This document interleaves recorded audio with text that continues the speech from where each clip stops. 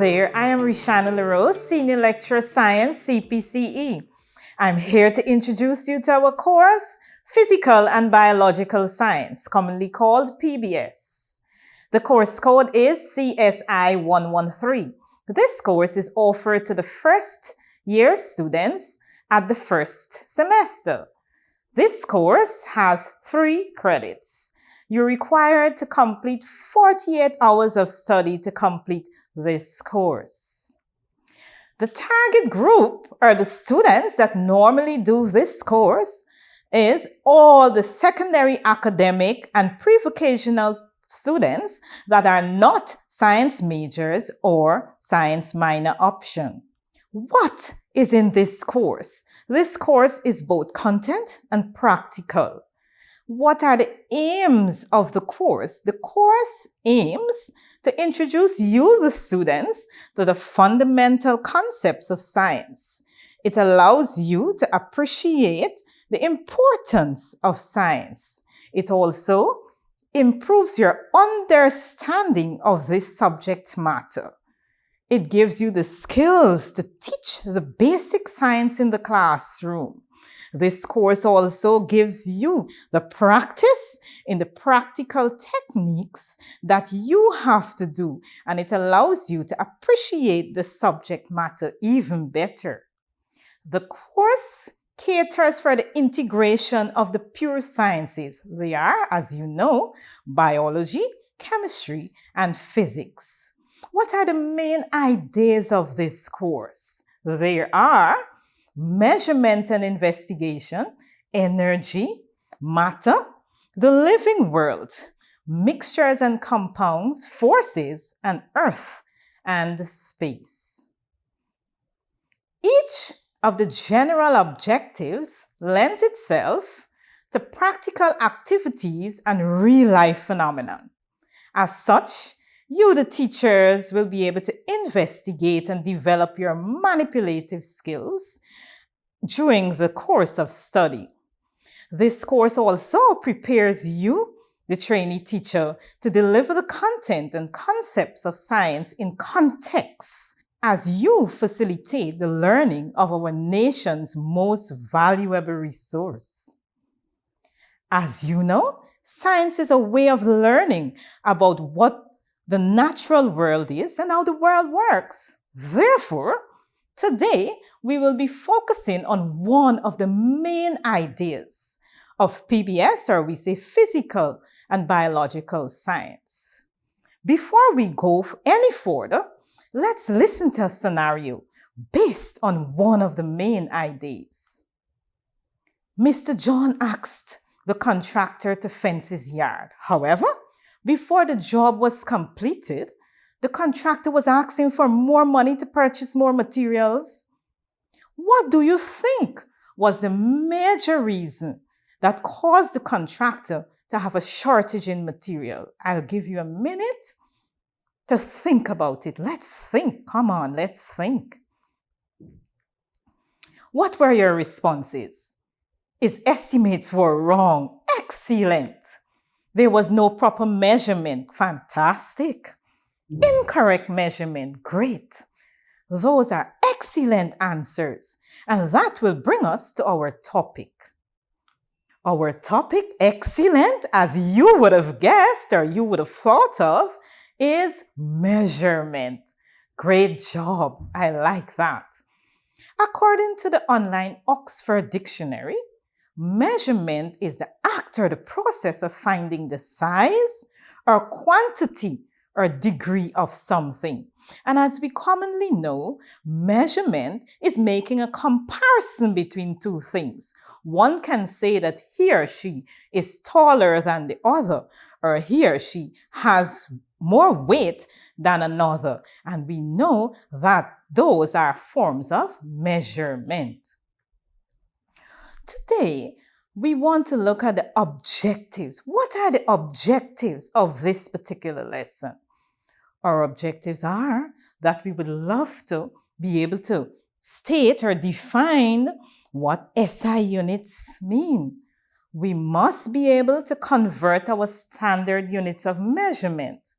Finally, we We want to be able to calculate the density of regular solids. Before going to all of that, if you can get yourselves into groups or pairs, and we can have this reading material, or we can discuss together what measurement and physical quantities are.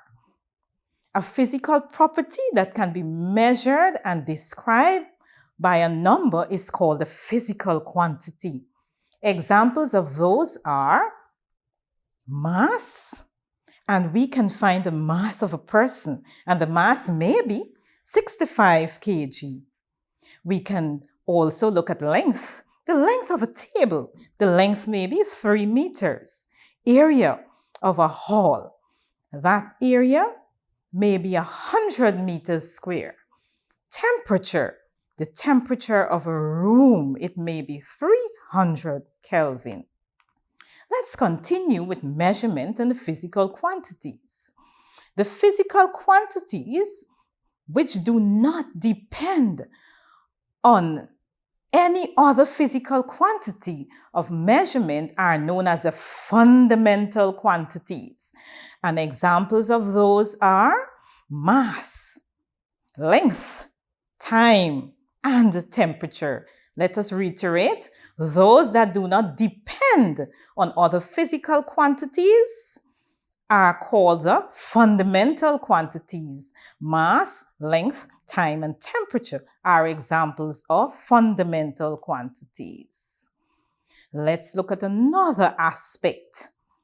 The physical quantities which depend on one or more fundamental quantities for their measurements are known as derived quantities. So those are area, volume, speed, force.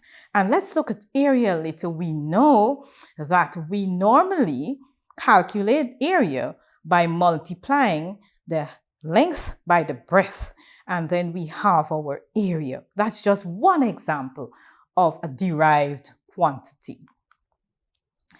That will bring us now to our SI units of measurement.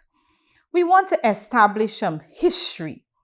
In 1971, there was a general conference on weight and measures, which was held, and they decided that they wanted to have some established units of measurement that can be used internationally. This system is called International Systems of Units, and it's abbreviated as SI from the French name. The SI unit consists of 7 fundamental units and 2 supplementary units. The 7 fundamental units are length, mass, time, temperature, electric current, luminous intensity, amount, and amount of substance. However, you may want to know what are the 2 supplementary units, fundamental quantities. However, you may want to know what are the 2 additional fundamental quantities. They are radian and steradian. As you see on the table, we have been provided with the symbols for these SI units. Also, we would have been provided with the SI unit proper, where we have meter, kilogram, second, Kelvin, ampere, candela, and mole. Looking at those units, we are always in a position where we have to write them in our formula, and we have to write them in our resultant answers. So there are some guidelines when writing SI units of a quantity. It should be noted that while writing the units of a physical quantity, certain guidelines have to be followed. Use uppercase to represent the symbol for a unit named after a scientist. The scientists like Newton, we ensure that we use a capital letter to show our respect to him. And Mr. Joule, we ensure that those units are written in capital letter. We use lowercase to represent a unit not named after a scientist. For example, gram and velocity. we do not capitalize the first letter of the expansion of a unit named after a scientist.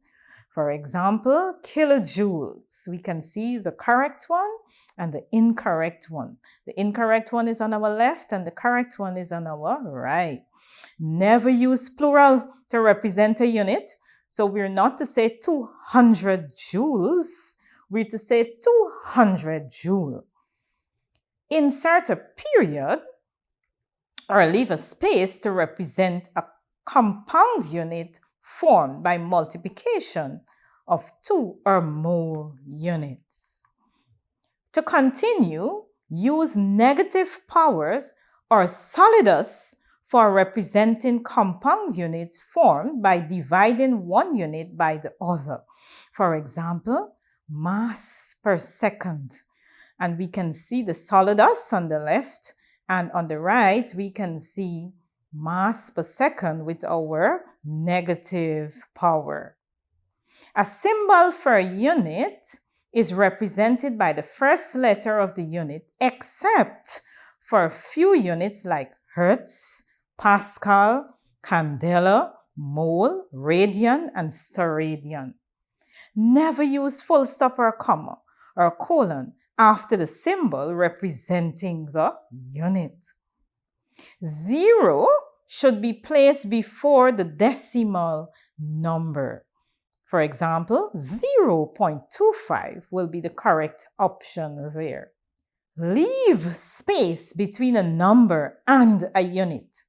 So we have 25 meters there. We should have 25 space, then meter. So the option on the left will be our correct option. A hyphen should be placed in between a number and a unit when the number is used as an adjective. So we are converting a large quantity to a smaller one. How do we do this? We are moving from centimeter to millimeter. How many millimeters are there in 2.5 centimeter? What operation do we use? How do we do this? We will multiply 2.5 centimeter by 10 centimeter, and our resultant answer will be 25.0 millimeters. If we're to look on our right, we have a nice little aid there that helps us with this operation. Moving from centimeter to millimeter, we can see our purple arrow saying we need to multiply by a value of 10. And this applies, the similar operation applies when we're moving from larger quantities to smaller quantities. Conversion of a large quantity to a smaller one. It may be necessary to carry out a series of conversions to arrive at a final answer when there are multiple units for a specific quantity. For example, to determine the number of millimeters in 2 meters. First, we convert meter to centimeter. We multiply 2 meter by 100 centimeter, and our resultant answer will be 200 centimeter. Having that answer, secondly, we convert centimeter to millimeter. So we multiply 200 centimeter by 10 millimeter. Our resultant answer is 2000 millimeter. So there are 2000 millimeter in 2.0 meters. Alternatively, we can do the direct conversion where we convert 2.0 meters straight away to millimeters. So we multiply 2.0 meters by 1000 millimeters, and our resultant answer will be 2000 millimeters. So we see we arrive at the same answer using 2 different methods. The conversion of a smaller quantity to a larger unit. Similarly, when converting a large unit to a smaller one, it may also be necessary to carry out a series of steps to arrive at your final answer. For example, determine the number of meter in 2000 millimeter. First, we convert from millimeter to centimeter. The operation that we use will be division. 2000 meters divided by 10 meters will give us 200 centimeter. That brings us to conversion of a small quantity to a larger quantity. Similarly, when converting a large quantity to a smaller one, it may also be necessary to carry out a series of steps to arrive at your final answer. For example, let's determine the number of meter. First, we convert millimeter to centimeter. What operation would we use to do this? We will divide and our resultant answer will be 200 centimeter. Secondly, we will convert centimeter to millimeter. What operation do we use again? We will divide 200 centimeter by 100 centimeter and our answer will be 2.0 meter. Alternatively, we can do it directly. We can move from millimeter to meter.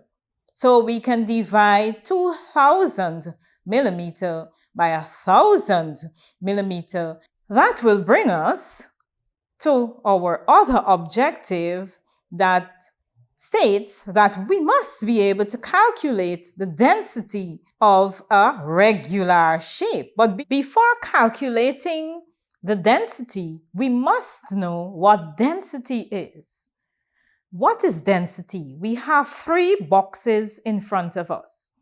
All of them have the same volume, mind you, 2 cm cube. Each box is 2 cm cube in volume. However, there are some particles within them. Box A has the least amount of particles, box B has more than A, and box C has the most particles. So when we speak density, we speak about the number of particles within a particular body of the same volume. So we speak about the compactness of the body or the material, how compact a material is, which material has the most amount of molecules in it according to their volume. So each of those boxes has the same volume. However, each of them has a different level of compactness in terms of the amount of molecules that are in them. So which is most dense? Would you like to answer? Awesome! Box C is most dense because it has more particles in it than that of B and A. Therefore, box A is least dense. Awesome! Great job! So density, we can establish a definition for density. Density is the measurement of how much mass is contained in a given volume. Great job. Let's look at density of a solid and fluids, or we say liquids. So how do we establish which of these substances is most dense or more dense if we're to compare 2 of them? We will look at solids first to establish what we're saying. The one that is most dense is the one that weighed down the lever. The one that is most dense. It has a higher density. And we see a characteristic there. There are more molecules or more materials within that particular cube. And the one that has a lower density has the less materials within it. So we can safely say that the one that has more material is more dense and the one that has less material is less dense or has a lower density. That's in solids. In liquids, we can compare the density also by the number of particles that are in it. But the simplest way to do so is to see which one goes to the bottom. If we're to have a glass or we're to have any particular object with some liquids in it, the one that goes to the bottom will be the most dense. The one that floats at the top will be the least dense. So that is how we can compare the density of fluids or liquids. That brings us to the calculation of the density of a regularly shaped object. How do we do this? We must establish a formula. The formula for density is rho is equal to mass over volume, or density is equal to mass over volume. So in order to calculate the density of a regularly shaped object, we must know its mass and its volume. And having established the mass of the object and the volume of the object, we can now calculate the density of the object. Looking at our triangle, we can see mass is equal to density times volume. So if we were given the density, we can also find out the mass of the object. We also see that volume is equal to mass over density. So were we given the mass and the density, we could have also calculated the volume. But our main focus today is on calculating the density. We will stick with our formula where density is equal to mass divided by volume. Let's remind ourselves what density is. The density of a substance is defined as its mass per unit volume. The symbol used for density is rho. It looks like a P, however, it's not. It's called rho. Density is equal to mass upon volume. That was already established. So rho is equal to mass upon volume. The unit used for mass in this case will be kilogram. The unit that we'll use for volume in this case will be meter cube. We know that volume is a derived quantity. The SI unit of density is kilogram per meter cube. In the CGS system, the unit of density is gram per cm cube. The density of different substances vary widely. Density of most of the solids are greater than that of the liquids.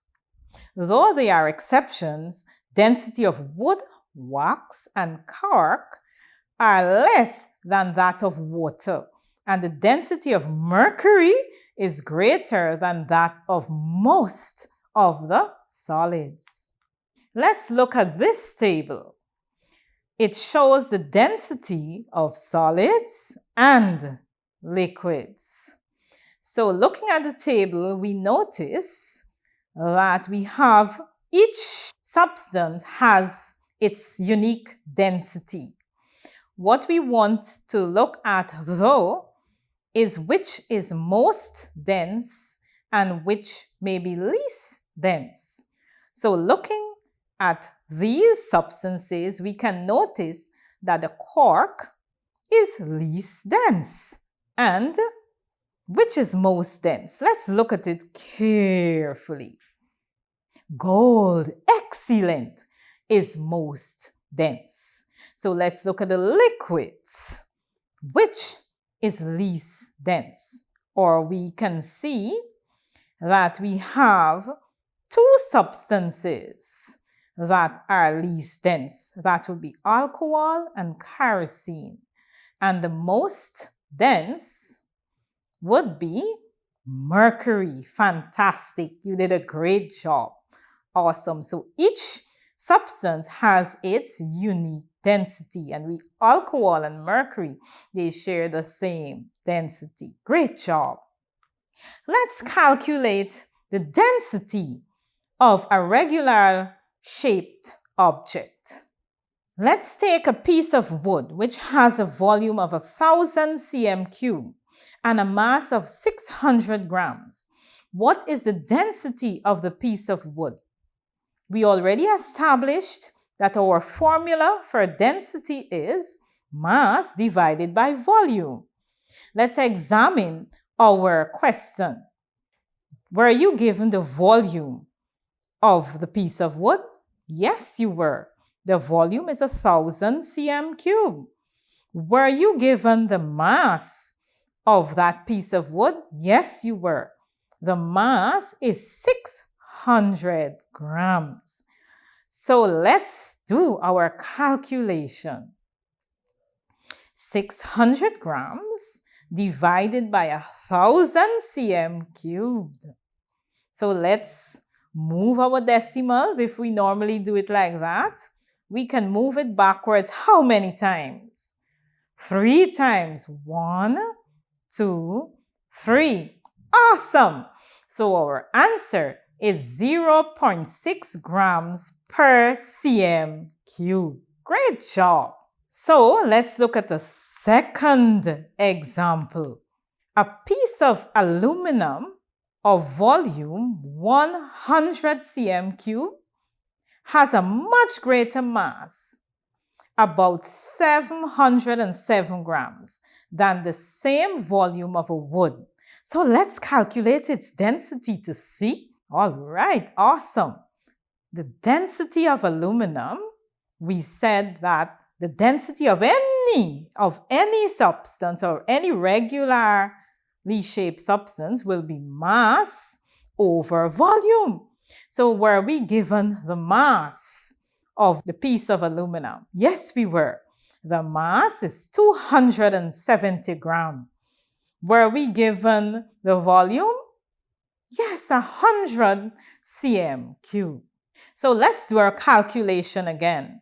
270 grams divided by 100 cm cube. Let's move our decimal point, if you may. 1, 2 to the left. Awesome! So our answer is 2.7 grams per cm cube. Great job. So let's continue to calculate density. This is for another material, a concrete slab.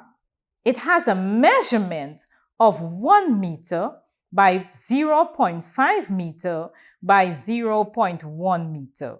And it has a mass of 120 kilograms. What is the density of the concrete slab? Let's do our calculation.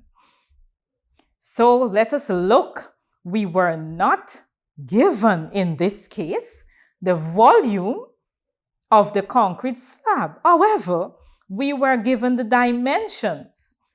How do we calculate the volume? It is length by breadth by height. So were we given those values? Yes, we were. So 1 meter multiplied by 0.5 meter multiplied by 0.1 meter. That will give us 0.05 meter cubed. So we would have calculated our volume. Were we given mass? Yes, we were. So we derived our volume and we were already given the mass. So we can calculate the density of our concrete slab. The density of our concrete slab will be 120 kilograms divided by 0.05 meter cubed. Answer will be, I'm waiting. What's your answer? Awesome! Your answer is 2,400 kilograms per meter cube. Awesome! You were able to calculate the density of those objects. Great job! So our key points for today are that measurement is the act or the process of finding the size, quantity, or degree of something. The International System of Units is abbreviated as SI. Additionally, density is the measurement of how much mass is contained in a given volume. And we also have our formula for density, which is mass divided by volume. Great job. So we were able to achieve our objectives today. You would have done a fantastic job. I am Miss Rishana LaRose, Senior Lecturer, CPCE Science. I know we had a good time today. You had a good time today.